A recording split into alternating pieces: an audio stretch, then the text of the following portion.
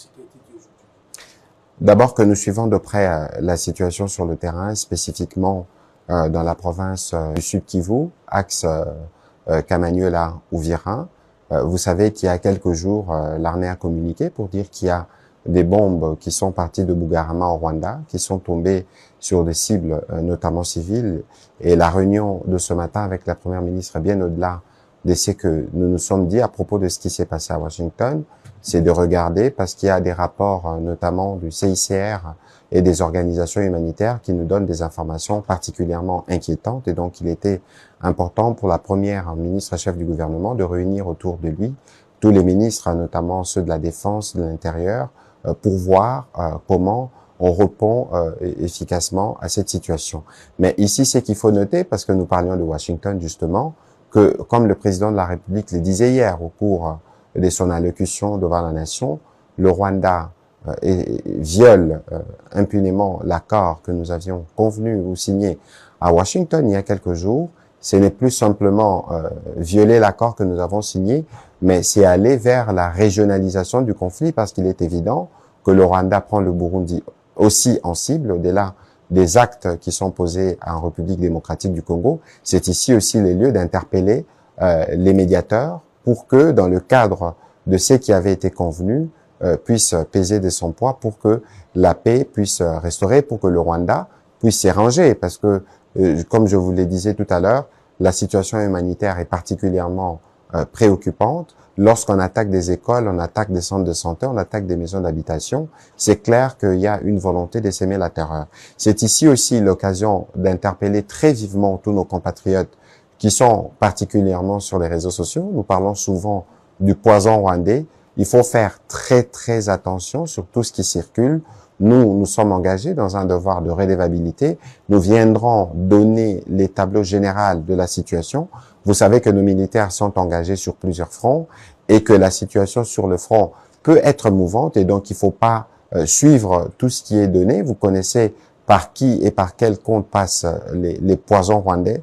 Il est important que nos populations puissent être vigilantes et puissent se référer aux canaux officiels à travers lesquels nous allons communiquer. Je tiens à apporter cette précision parce que c'est crucial en ce moment où la manipulation peut à elle seule s'aimer la panique au milieu de nos populations.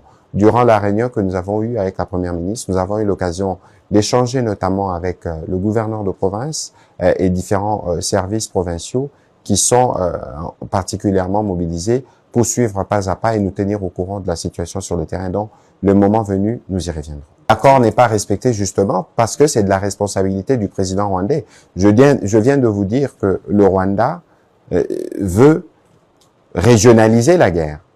Parce que l'objectif, c'est plus seulement les territoires congolais, l'objectif, c'est clairement le Burundi. Et donc, il est évident qu'une telle posture contrarie totalement toutes les déclarations qui ont été faites devant l'émissaire américain il n'y a même pas encore une semaine. C'est pour ça que le médiateur est particulièrement interpellé pour voir dans quelle mesure on peut mettre fin à toutes ces attitudes inutilement belliqueuses du Rwanda.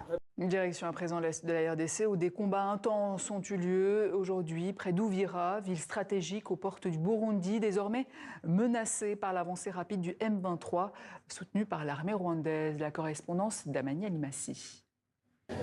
Un mouvement de panique suivi de fortes détonations a été observé à Uvira, la deuxième plus grande ville du Sud Kivu.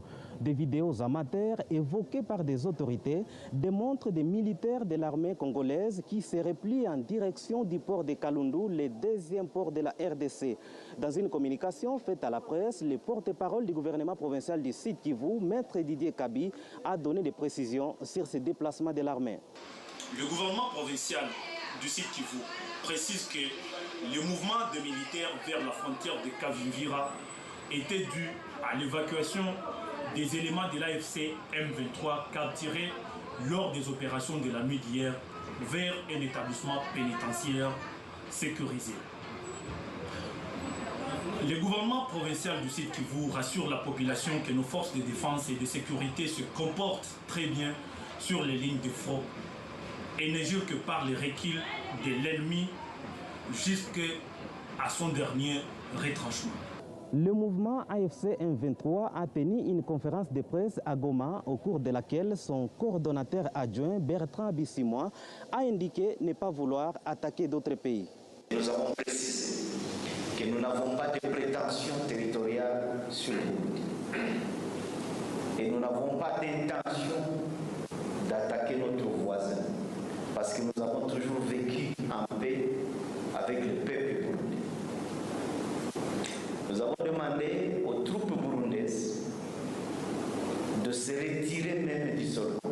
Le M23 soutenu par Kigali, selon plusieurs rapports, approche d'Uvira. L'accord pour la paix signé à Washington la semaine dernière entre la RDC et le Rwanda semble bien loin. Batata ba maman pe bande yako.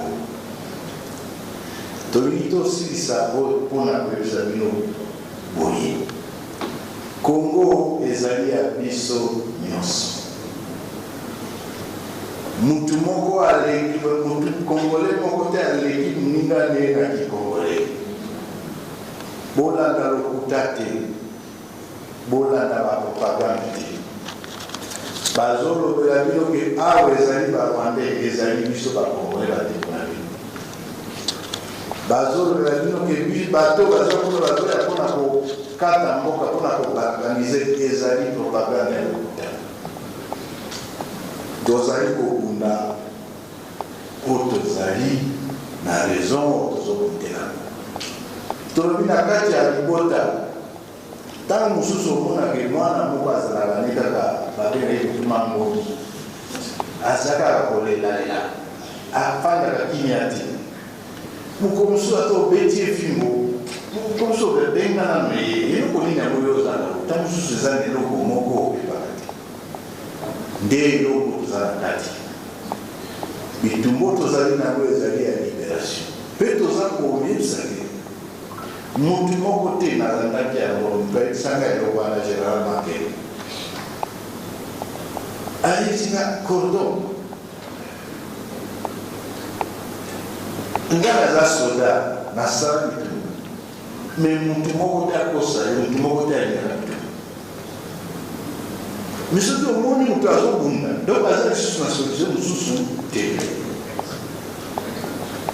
solution ya Congo ezali masolo tosoni tobini yake toyebi esika yokuta sikoyo meme bato batie wana baza lisusu na droit kovivre na Congo bato batie bango okondani bango ya moko les lots ozali na plus de 200 personnalités politiques basées en exil. Et ça fait occasion de benga bao basées en exil. Boya na Congo pour Goma Congo libéré ezali awa.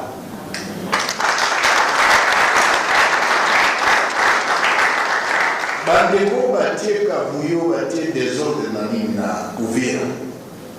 FARDC na Kini, Wazalendo na Kini.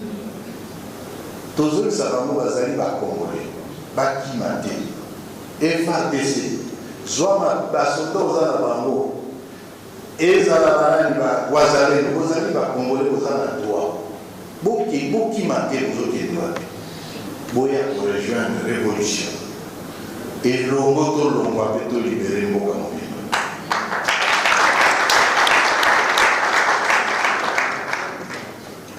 Merci.